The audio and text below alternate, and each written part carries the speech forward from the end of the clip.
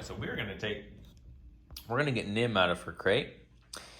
And actually beforehand, and this may provoke a little bit, but this is to prevent these guys from reacting at each other, because they have been. So I'm just gonna put this in here to create a yes.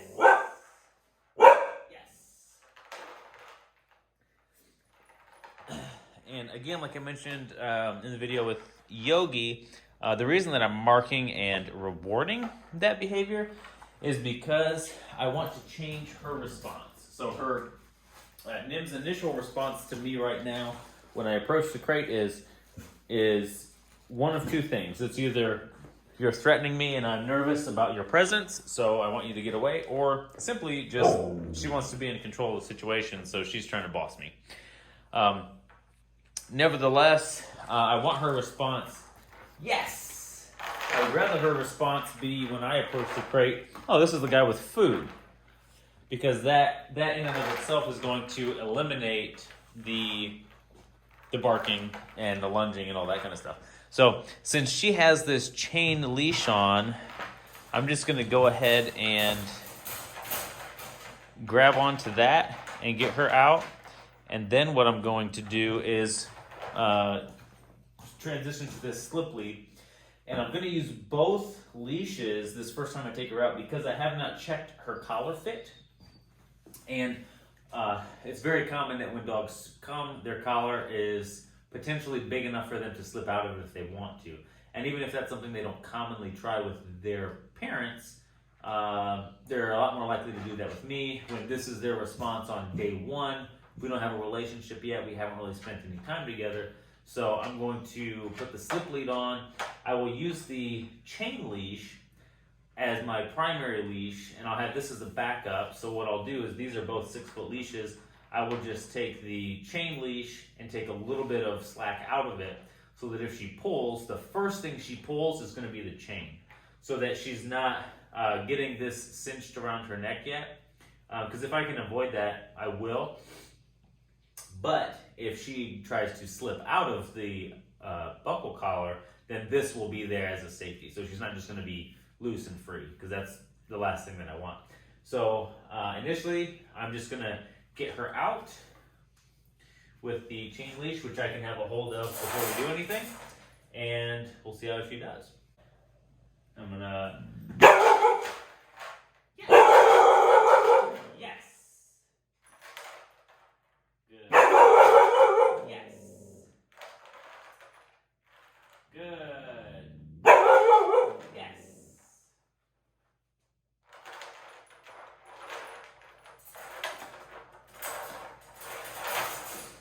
I'm gonna wait till she looks up at me. Break! Good job. And I'm going to hold this leash in a way that I can keep her away from directly coming at me. I don't think that she's going to. I think most likely that similar to Yogi, once he came out, he wasn't interested in trying to come at me. It was just really the trying to take ownership of that space inside of his crate. So, hey, that's enough. Don't need that attitude. So, now that she's out, she's not looking at me, she's not really interested in me, I'm just going to slip this over her head. Very good, girl. And let that tighten. Good. And then I'm going to put my thumb through both of these. I'm going to let this rotate around her neck. Good. So they're both on the same side. And then I'm going to shorten the leather leash a little, the chain leash like this. So they're pretty close to the same length right now, but if she pulls, it's going to be on that regular buckle collar. So it's not going to be anything that she's not accustomed to feeling when she just pulls on the leash. So we're just going to go out, go potty, come right back on in. Come right back on in. Come here. Yes, very good. So didn't have any issues with her taking her out to go potty. I'm at the door.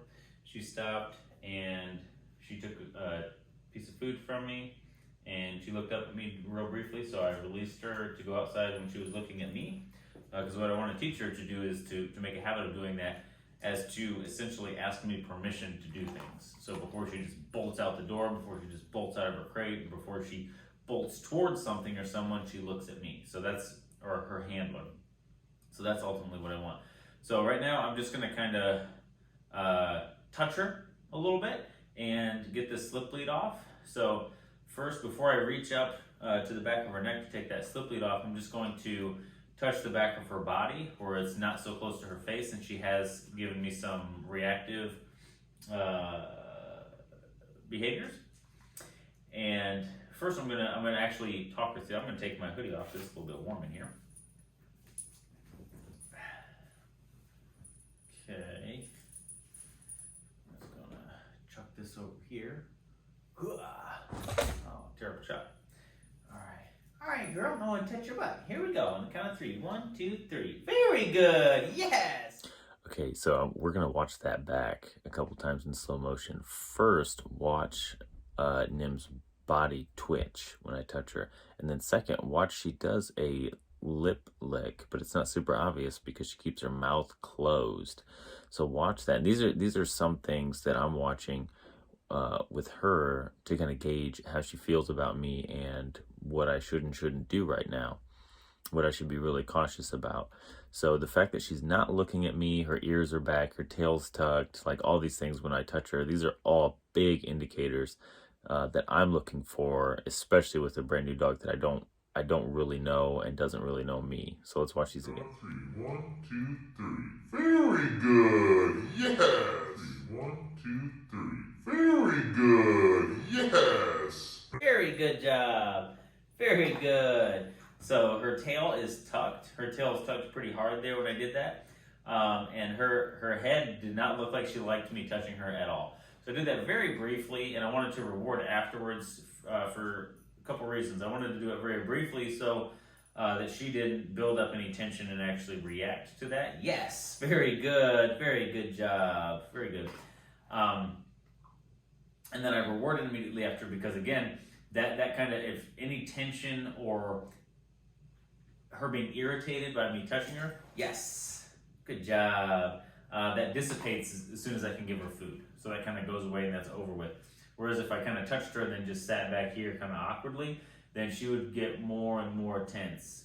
Yes, and every time she's looking at me, I'm marking that and giving her food. Very good job, very good job. Oh yes, very good. So I'm actually gonna just take advantage of this opportunity to feed her on eye contact. Again, just building that relationship and that concept of her looking to me. Yes, be it for permission or direction or just curiosity, that's good. And if she gets rewarded every time she looks at me, she's going to be motivated to do that as we go along over the next few weeks. And us being able to do this right here is going to make her less responsive when I touch her butt, which will make me, more quickly able to comfortably get the slip lead off without me having to do it really quick, or dodging her, trying to snap at my hand or anything like that. Yes, very good job, very good, yes, great job. And we're just gonna kind of reset. We're just gonna walk this way and all right, good job. Yes, very good job.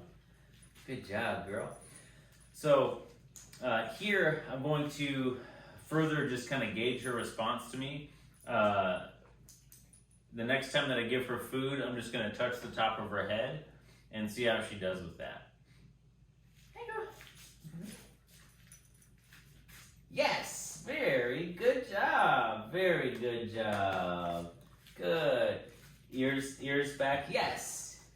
Ears back. A little bit of head movement, but wasn't super comfortable with it, but wasn't entirely bothered by it. So it's all right. It's all right. Good girl. Yes. Very good. Very good. Let's walk around. Good. Yes. Here you go. Good job. Good job. Good job. So just feeding from a different angle. Good. Good. So I can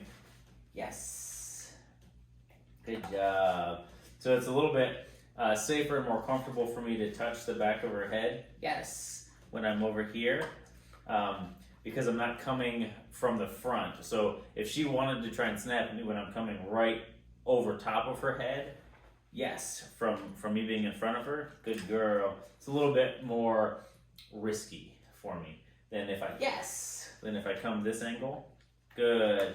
So that moment immediately after she's taken food, yes, right now, like I've got a split second where it's a lot less likely that she was going to react. Yes, so in the beginning, I was taking advantage of that. Now she seems okay with me doing this. Yes. Good job. Good job. Yes. Very good. Very good. Let's take that slip lead right off. Boom, just like that. And now my estimation is when she comes out of her crate the next time, she very well may act similarly when she's in the crate, being approached and having the door open. Yes, by myself or one of the other trainers here. So I'm going to leave this leash on, and I think after just a few times of coming out, hey go, up here. Yes, very good. I think after just a few times of coming out, seeing that we mean her no harm, and there's really no big deal when she comes out. Yes, and we're just feeding her and doing very chill things with her, that she's going to be a lot less reactive in the crate. And I think in a day or two, Lily, that's enough, girl. Yes, very good. Oops. Here, we'll give you another. Yeah, good. Yes, you want some too? There you go, buddy. After a handful of times of going in and out of the crate, not having any issues, then we can get past the crate reactivity pretty quickly. So that's my hope. We'll see how things go over the next couple days. Yes! Very good. We're going to go ahead and cart her up because it's first night. We're not going to do a whole lot with it. Come on, girl. Are you great? Come on. Good girl. Good girl. I'm going to throw some more food in there. Yes! Very good. Very good girl. Yes!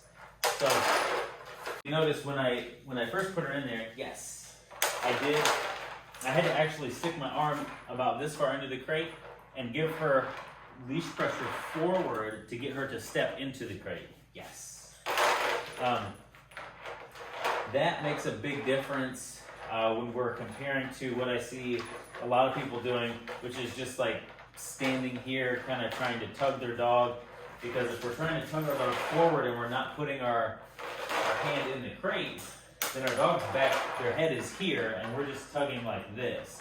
But if once their first paw touches that crate floor, yes, they're generally very willing to walk the rest of the way in. So if you can get that first paw inside the crate, the dog will follow. Yes, good job, buddy. And then when I did that, as soon as I did that, I threw multiple kibble in there so I could fidget with her door, because she's got one of these doors that I really hate that has 4 different little like teeth that have to all fit just right. And this crate, being an older crate, it's kind of beat up. There's a couple spots that are a little bent, which honestly, some of these crates, the first week you get them, I mean, just taking them down, putting them up, and slamming them around once or twice, they can get bent just enough that these doors don't fit 100% flush. Like this right here is a little bit bent, so I knew that I was probably going to have to fidget with it or pull it down like I did a little bit to get it. And if she was facing the door and right here where she is now, and I was doing that, the odds that she gets reactive and lunges at me or barks, or we end this interaction in a negative way, are pretty high. So I kind of just really avoided that whole situation and distracted her and made this a positive thing by throwing some food in the back of the crate. I can fidget with this, get it closed, and then she doesn't know, she's not concerned about what was going on. So there's some things, kind of intro to our new pups this week, and some things that we do with dogs when they arrive on the first night, when we're not, when all we're trying to do is just let them get comfortable here in the training center so that we can jump in and hit the ground running on Monday and start working on some actual commands and building on those kinds of things. Yes, this guy looks exhausted from being so loud. All right, we are gonna let these pups get some rest so we can get started in the morning.